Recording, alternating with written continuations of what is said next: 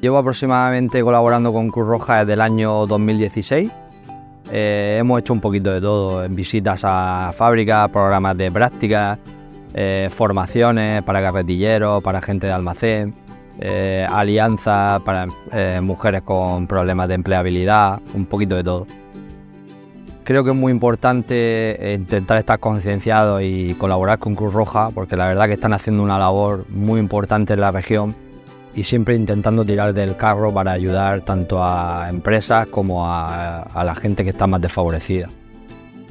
Para mí alianza puedo definirlo como la colaboración entre personas, en este caso entre una entidad y una persona, para intentar sumar sinergia y mejorar la vida de la gente.